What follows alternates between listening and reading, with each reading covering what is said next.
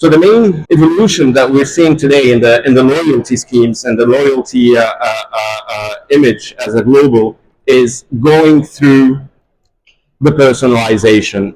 Today, the consumers are asking from the brands a space where they can express their own personality. So it's about leaving the choice for the consumers to express what they want. When I like a brand, I don't just like the products, I like the image or the positioning that they have and the strategy that they want to communicate on. So helping what we call the consumer actor is the consumer actor actually. It's about leaving the choice to the consumer to choose what is the best way, one, to engage with the brand, but also on how he wants to spend his advantages. We have customers that will allow their consumers to use their points to give away food programs or to give foods and meals to charity programs. So it's a way for them, one, to use their points, but also to express a kind of, who I am and why I'm attached to that brand. The personalization itself in the experience is also key. Today, we don't feel attached to a brand that would communicate to us on things we're not interested in. I feel like I've been saying that for years now, but it's still something that retailers are having challenges to address, is that a consumer doesn't experience a channel. A consumer doesn't experience a franchisee. He doesn't care. He doesn't know. He experiences the brand. He doesn't care who owns the brand. He cares about how this brand is making him feel. And this feeling should be the same whether he is online, on his phone, or in a store, whoever owns the store. The most important part also is the social process. And this is, we see more and more the new generations are very, very attached to the environment, the social impact. And today the loyalty program for the brands is a way to go to that direction and offer something for the consumers to express who they really are. When you do these kind of things, you actually lock in that customer for a very, very long time. When we talk about personalization, practically speaking, what does it imply? It implies personalized offers. It doesn't mean that you shouldn't use that for testing out new products, but it means that when it's a new product, they have to have some kind of attachment to that new product, or at least an interest from the customer before you push it to him. If you're pushing to him something that's new, just because of your economical objectives, the consumer will not follow up. But if you push it to him knowing that, well, this is pretty much similar, or it completes something that you purchased, the conversions rates goes skyrocketing. Tailored communications. I was discussing with the head of communication at LVMH, and one of the things that make him like scream is that one time he received an email from one of his maisons where his family name was all in capital letter. That's not okay. That's for him a big showstopper. It means that this was an automatic message from a machine. It doesn't mean it was a personalized communication to that consumer. So it's really about targeting in how the email looks like, how you address them, but also what is the content of that personalized and tailored communications. As we said also, the choice of redemption is something very important.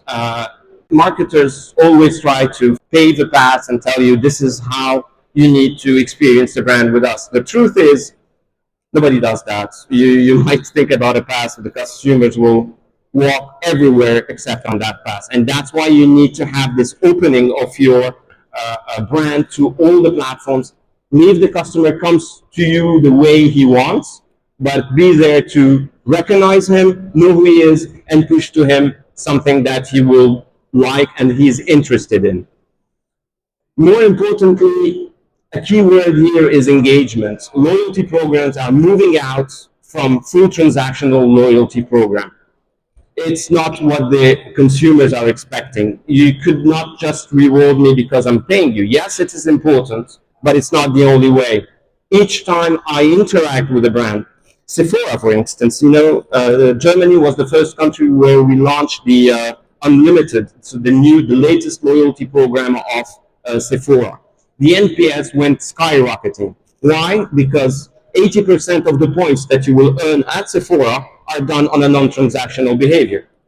Just the fact that you wake up and you go to the store, you do a check-in, you give them an empty bottle of perfume, you engage, you walked out from your home, you made a distance, you get to the store, you went to that brand, that's an engagement. And the consumers are expecting a reward because of that. So it's about engaging the consumers on all channels and not just transactional. When you do that, you have 78% chance that these consumers will never leave you. They will be purchasing again and again to your brand, even if your prices goes up. We're ready to pay more for a personalized relationship than pay just less and have a awful experience with a brand. Let's move on to the retailer side. Today, rewarding transactions and consumer engagement is for them a way to gather data. Loyalty program is your first source of personalized information. You could, by linking social media, by linking touch points like the mobile app, surveys, and things like that, you could get some real insights. And this is your number one source of data. You can always have what I call a coalition programs like the miles and stuff like that. But the problem is you're not owning the data. So it's important to have your own loyalty system, manage your own data, and then open it up to third-party loyalty programs. Why not? But you need to have your own internal system to be able to gather and to own this data, because data is an asset. Loyalty programs is not a nice to have. Loyalty programs are not a copy thing. A loyalty program serves an objective. What are the objectives of a brand? Usually, depending on your business, if you're in the high tech products, like you're selling iPads, iPhones, and electronic stuff, usually your consumers will come between 2 to 3 times a year. That's a maximum. Your main challenge is to increase frequency. Other brands will have another challenge with increased basket value. For others, it will be increase the number of items that you purchase. A loyalty program serves that objective. So there's no arbitration between should I do a point-based, cashback-based, or just based on frequency. That's not the way to think about it. It's not what the consumer wants. It's about what the brand is lacking and how you compensate that with your loyalty program by bringing in some incentive.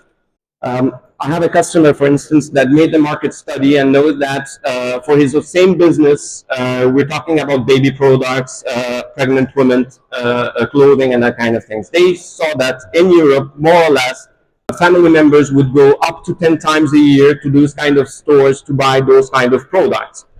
They were only catching 2 times. Their consumers would only come 2 times a year.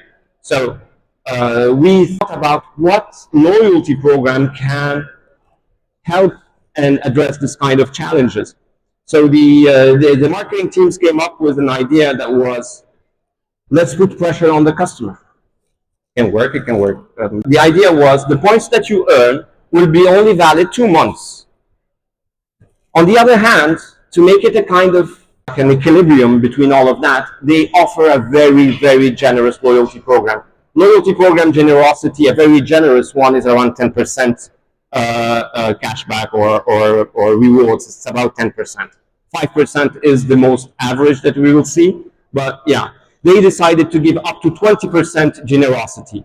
But on the other hand, they're putting constraints on the consumer by telling him, yeah, your points will expire, use them, and so on and so forth. So again, a loyalty program it's not just a loyalty program, it's here to serve an objective from a brand perspective. And when you do that, you create a long-term relationship with the brands.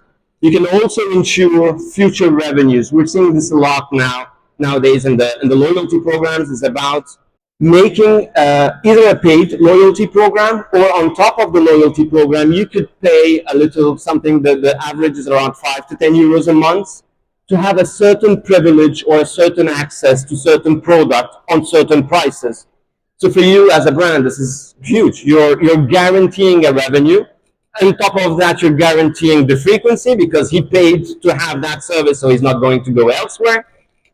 So it's a kind of a win-win approach between the customer and consumer. So it creates a big lifetime value and increases the life cycle of your consumers. And just to close it up, internalizing loyalty program is very important for data ownerships, control, and also managing your generosity. When you are in a coalition, you have no control on who is your customers and what is the forecast that you can have. When you internalize that, you actually are more able to have something that is more aligned with your values, and those values will be recognized by the consumers. Then data ownership, I couldn't emphasize more on today's how important it is. When I was studying 30 years back, they used to say in the 70s, if you want to be rich, build hardwares. Then it was build softwares. And today, as we speak, it's data. Who owns the data is the guy who is going to become rich. So as a brand, it's very, very important to own the data. And to close it up, because everybody likes numbers, with our customers today, what we have seen is that a good loyalty program, it means that more than 70%, and that's a minimum, 70% of your income would come from a loyal customer. Imagine what you can do with that. It means that whenever you have your numbers going a little bit down, an email or an SMS can touch base with 70% of the people that creates your revenue. Again, if you're not owning the data, you don't know who your loyal customers, you're losing a big part of it. So it's very, very important to own all of that.